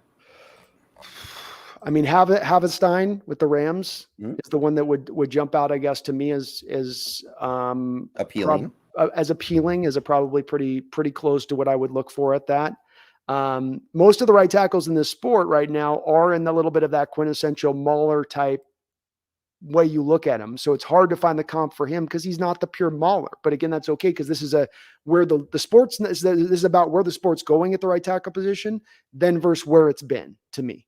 And so I'm completely okay with that. But I would look more into, trying to find maybe more of a finesse right tackle, good right tackle projection. Who do you got? I mean, that one's really tough because right tackles, they are not typically guys that you think of as like really high profile. I struggled with this one a lot. The Havenstein thing did work really well for me, I will say. So I kind of went with that one, which is also nice because he played in, of course, a Sean McVay style offense. One reason we find him as the comp, right? Because it's like, well, this is the offense that needs that mobile lineman. Where these other ones, be it Orlando Brown, Ramczyk, just more of the guys that are your traditional right tackle types. Yeah, I tried to do like the Lane Johnson thing. I couldn't quite get there, but he's to me like the best right tackle of his generation. But I don't think he's quite there. But he's not terribly far away either. No, I'd agree with that. It's close. He was a freak. So just a little more freakishness to him. Yeah. Charles Raleigh, thank you for the $10. Killer Bees, no joke. The ground and pound with a point guard QB in Locke or Gino mixed with a last place schedule might have this team competing like Jody in the war room of the draft. Yeah, I've had some people float this idea of, hey, maybe we're going to be good this year. And I don't know. I mean, they're going to be good in some areas, but this is kind of what I'm talking about when I talk about the assumption that these rookies are going to be great as rookies. And I don't think that's realistic. Odds are Charles Cross will be worse in 2022 than Dwayne Brown was in 2021 because Dwayne Brown was a longtime veteran and Cross is cutting his teeth in the NFL for the first time. Now, Lucas will probably be better than Curhan because he's a much more talented player.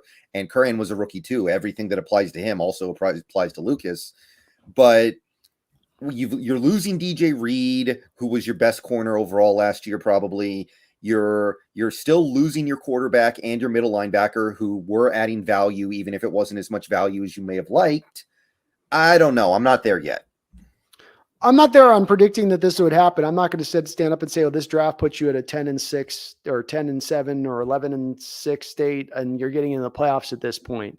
I think that there would be two things that would have to happen for the Seattle Seahawks to get in the playoffs next year. First, the geriatric squad of quarterbacks would need to take a couple of hits. One or two of Stafford, Brady, and Rodgers would probably need to go down. The other thing that would need to happen is that these tackles, to Brendan's point, would need to hit the ground and hit the ground fast, running, and be good instantaneously. If that happens, that opens that door up. Is it something you're going to count on? No. I mean, Cross is going to be 21 years old, right? Well, 22 at the start of the season, maybe. So no, 21. He'll be 21 at the start of the season. So you're, again, to Brendan's point on this, you're not getting this kid of where he's going to be at 2 years from now. It's possible.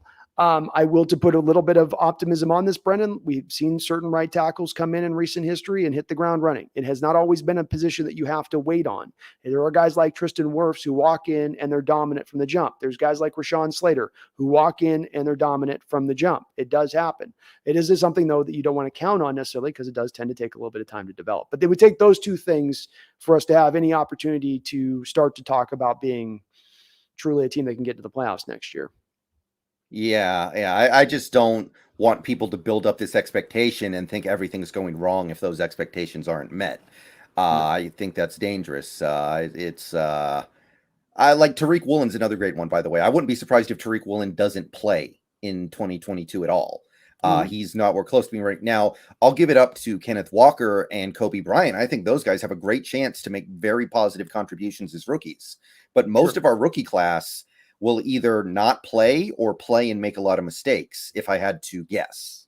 That's the way NFL history tends to go with these guys selected when you're playing them early like this. So it's on the button for being a good guess, and I agree.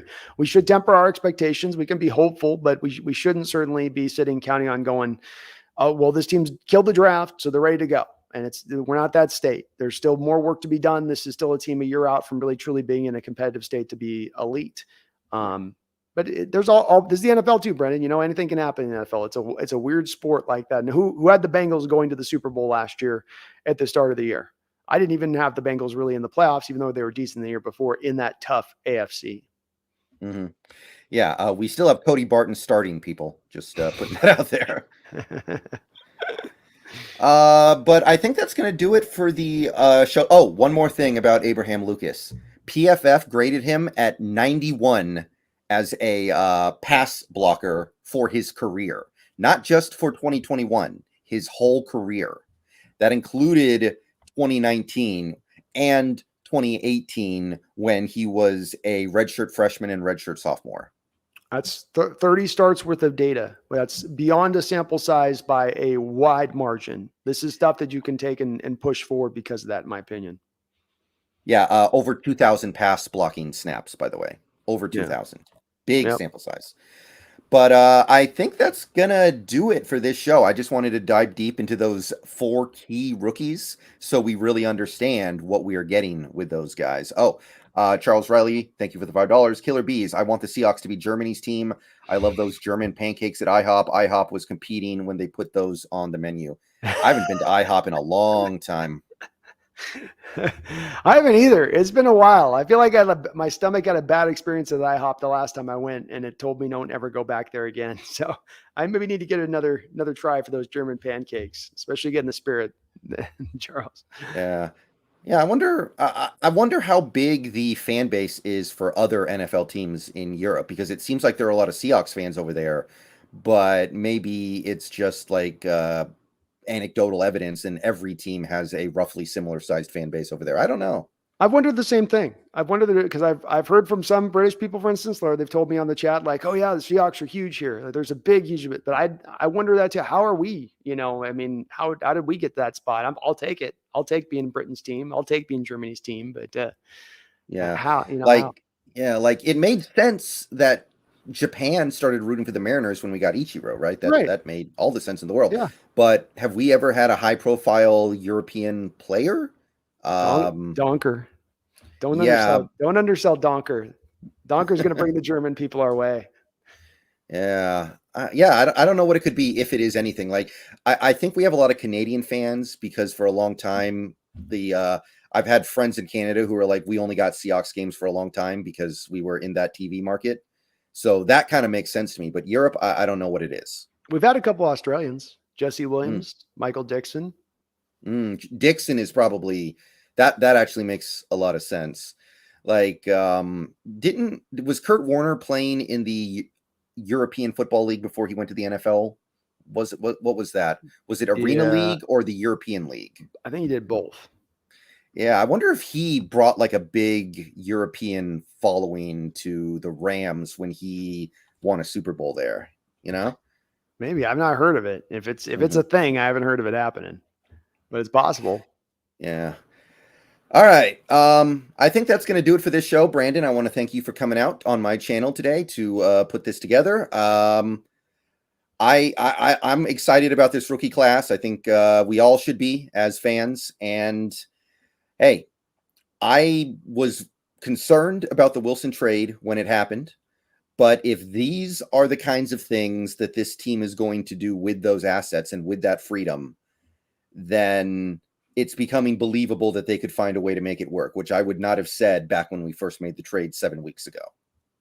Well said. And I absolutely, down the line of what you just said, I absolutely am in the same alignment on, in that it was very hard for me to see this team getting this draft this right when we're talking about the time of moving Russell Wilson with the recent moves that they had made. They had shaken my confidence kind of to the core. But with this type of draft being the best draft you've had in 10 years by a wide margin, that should endear people to at least being more open to this organization getting things right. As you and I have talked about, it's not a matter of that they can't solve their problems. They can solve their problems. They just had to own the fact that there was a problem, but there was something that they needed to change in their process or philosophy to get there. Whatever way they've done that, Carroll's got less power. Schneider's got more. Sean Desai's the wonder kid coming in there with all the bright ideas. However it's being accomplished, who cares? It's being accomplished. We're seeing proof of that. And I've said, Brendan, you can misspend money. You can have 2013 where you're spending a grip of change on Sidney Rice and he's not giving you a lot in the field. You can be spending a grip of field on Percy Harvin on that year and he's not giving you a lot in the field, and you still get to the Super Bowl. The place you can't miss, the place you absolutely have to get it right if you want to get to be that team once again, is you've got to nail the drafts. You've got to draft smart, correctly, and you've got to hit. And they do that by, at least on the paper, making the right choices. No guarantees, but at least on paper, doing it correctly. And that's making me so happy and hopeful here for this future, Brendan. I think this draft alone, though it's not going to, we're both in the same territory. This doesn't braid about instantaneous success necessarily. This does quicken the rebuild, and this does put you in that position to really hit that ignition button next year when we turn this corner. That's a great way to put it, man. And with that, I'm going to go ahead and wind the show down. Schedule release in a week, I think. I think it's Thursday. The 12th. We already know one little piece of it, but we'll get the full picture by next Thursday. So our next show will probably encompass a pretty good, most of that show will probably be talking about the schedule. I do want to deep dive into our day 3 rookies at some point as well, so we can understand what we're getting into there. But yeah, we're just going to see where the NFL landscape takes us going forward. Maybe Metcalf gets an extension in the next couple of days. So come on, about what there is to talk about. Come on, Seattle. Come on. Yeah, sounds good. Let's shoot for, we'll do the schedule release next Thursday, and maybe the week after that we'll shoot for the if Metcalf's not signed by that, of course, we'll shoot for discussing these back end of these prospects here, because I certainly think some of them are worthy for us to dive into too. All right. Well, thank you everybody for coming out. We had over 300 people here at one point, and we currently have over 200. So I want to thank everybody for coming out tonight to hang around. I will see you guys later on. And as always, go Hawks. Go Hawks.